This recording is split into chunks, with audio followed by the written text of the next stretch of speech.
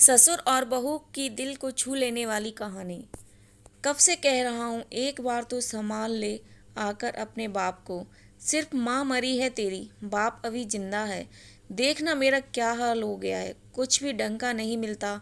समीर जी ने अपनी बेटी ईशा को फ़ोन पर ही सुनाना शुरू कर दिया। ईशा की माँ को मरे हुए अभी 3 महीने ही हुए थे। तब वो करीब 15 दिन रुकी हुई थी वहाँ। मुंबई से दिल्ली रोज़ रोज़ आना मुमकिन भी नहीं है, पर फ़ोन पर रोज़ 3 बार घर में बात कर ही लेती है। 2 बार पिताजी से और 1 बार अपनी भाभी श्रुति से। समीर जी दिन में 2 बार बात करते, उसमें 10 बार अपनी बहू श्रुति पर खींच निकालते। तेरी माँ थी तब भी रोटी यही बनाती थी, तब इसे अपनी सास का डर था।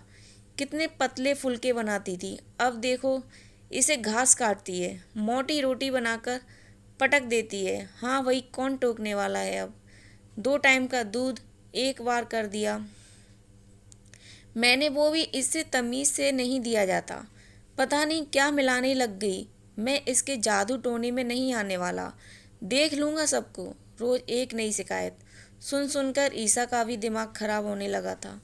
वैसे श्रुति उसकी बहुत अच्छी दोस्त भी थी। 20 वर्ष हो गए श्रुति को उसकी भाभी बने। दोनों हमेशा हमजोली की भांति रही हैं। वो जानती है श्रुति का स्वभाव कितनी मिलनसार और केयर करने वाली है। माँ की 10 वर्षों तक जो उसने सेवा की, वो भी किसी से छुपी नहीं है। तब तो समीर जी भी उसके गुण गाते न थकते, पर अब रोज़ रोज़ श्रुति के बारे में सुन सुनकर वो भी उकता सी गई है।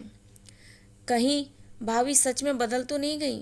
देख ले तेरी भाभी को कितनी बार कहा है, मेरे पैरों में दर्द है, फिर भी रोज़ मुझे दूध लेने भेज देती है। अच्छा भला देने आता था दरवाजे तक, लेकिन महारानी ने उसे मना कर दिया। हाँ भाई, उसे 24 घंटे का नौकर जो मिल गया है। बता रहा हूँ मैं, मेरी हालत बहुत बुरी हो चुकी है इस घर में। तू भी आकर मत संभाल। और हमारे लाड साहब को तो कोई परवाह है ही नहीं। उसका बाप सड़े या मरे, रात में 8 बजे आते हैं, 2 टुकड़े खाए और पसर जाते हैं। बाप के लिए उसके पास 2 घड़ी का भी वक्त नहीं है। अरे तो पापा भाई तो पहले भी कहाँ बात कर पाता था, उसे नौकरी से वक्त ही कहाँ मिलता है। ईशा ने भाई का संदर्भ आते ही भाई का पक्ष लिया। मैं कुछ नहीं जानता, तू आ जा बस एक बार। आज फिर देख उसने कितनी मोटी रोटी बनाई। आज तेरी माँ जिंदा होती तो इसकी क्या मजाल थी, ये ऐसी मनमानी करती। समीर जी ने कहा। अब धीरे धीरे ईशा को भी लगने लगा, कहीं श्रुति बदल तो नहीं गई, कहीं उसकी भाभी लापरवाह तो नहीं हो गई। वो भी क्या करे, रोज एक ही बात सुनते सुनते उसे भी लगने लगा है कि अब श्रुति को समझाने की ज़रूरत है। पर फ़ोन पर कैसे। चलो राखी तो आ ही रही है, वैसे भी माँ के जाने के बाद पहला त्योहार है, क्यों ना दिल्ली का एक चक्कर लगा लिया जाए। भाभी को भी डर रहेगा, मेरे पापा अकेले नहीं हैं, उनकी मनमानी नहीं चलेगी। ईशा ने पुनः सोचा और फिर टिकट कटवा ली। चलो तुम्हें बाप की सुध तो आई, अब देखना अपनी आंखों से मेरे साथ कैसा व्यवहार हो रहा है। समीर जी बोल ही रहे थे कि कमरे में श्रुति आ गई और उनकी जुबान चुप। अच्छा हुआ दीदी आप आ गईं, अब 10-15 दिन पहले नहीं जाने दूंगी मैं आपको। जानती हैं कितनी अकेली हो गई थी इन दिनों में। श्रुति का ऐसे मिलना ईसा को भला सा लगा। मुझे तो उसमें कोई बदलाव नहीं लग रहा, ईसा ने सोचा, पर हो सकता है ये सब ऊपरी ऊपरी बातें हों। अगर इसने मेरे पापा के साथ कुछ गलत किया तो मैं इसे नहीं बख्शूंगी। ईसा मन में धार चुकी थी। माँ के बिना घर भूतों का डेरा लग रहा था, एकदम खाली, जैसे सिर्फ वही रहती थी यहाँ। ईशा माँ के बाद पहली बार आई थी ना। माँ के बिना घर कैसा होता है उसे कहाँ पता था, पर श्रुति उसका एक्स्ट्रा ध्यान रख रही थी। श्रुति के आते ही पहले चाय और मठरी रख दी और भी उसके नहाने की व्यवस्था बना दी। अरे भाभी, आप परेशान ना हो, मैं मेहमान थोड़े ही हूँ। श्रुति को आगे बढ़ बढ़ कर करते देख ईशा ने भी एक बार बोल ही दिया। इतना सुनते ही श्रुति की आंखें झरझर बहने लगीं, पर वो ईशा से छुपाती हुई रसोई की तरफ निकली। ईशा को भी श्रुति की घुटन समझ आ रही थी। फटाफट कपड़े बदलकर ईशा भी रसोई में आ गई। उसे भी तो तहकीकात करनी थी।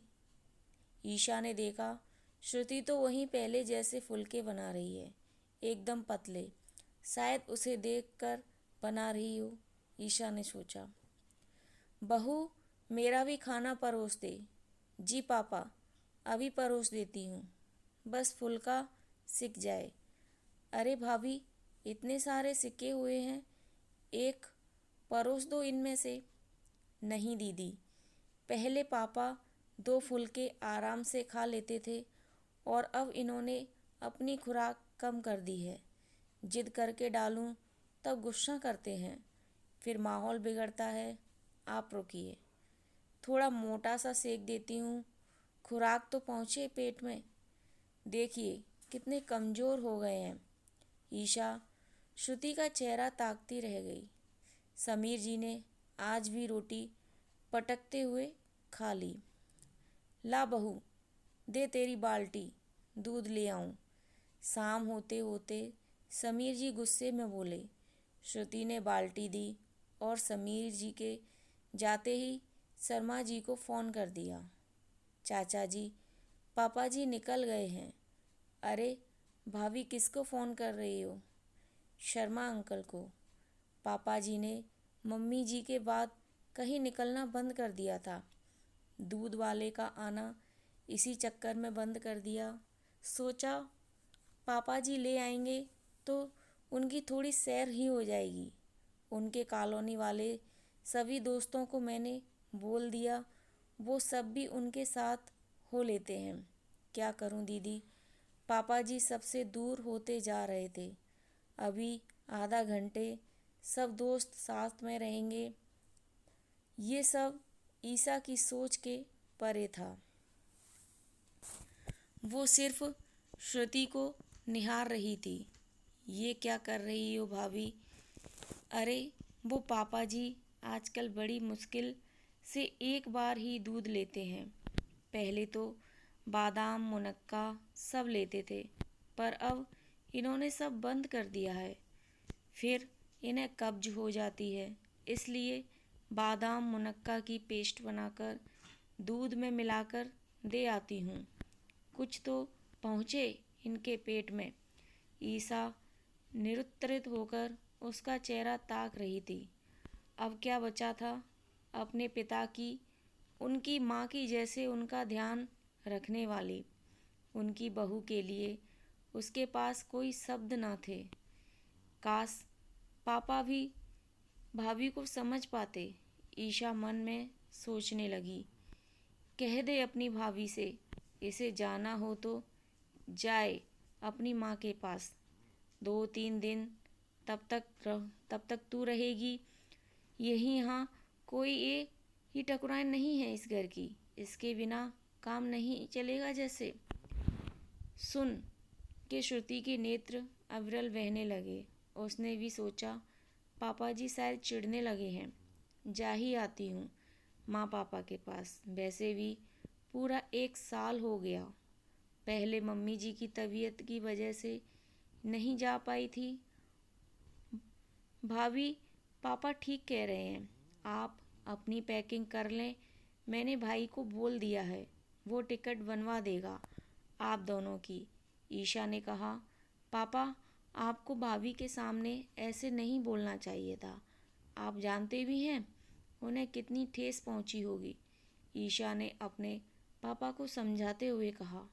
सब जानता हूँ, वो मोटी रोटी, वो मिलावटी दूध, मुझे नौकर बनाकर दूध लेने, कभी सब्जी लेने भेजना। उसका मन कितना पवित्र है, किंतु तुझे भी तो बुलाना था।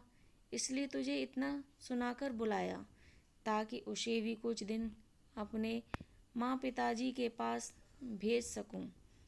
पहले तो तेरी माँ थी, वो सब देख लेती थी। अब वो मेरे चक्कर में अपना सब कुछ खो देगी।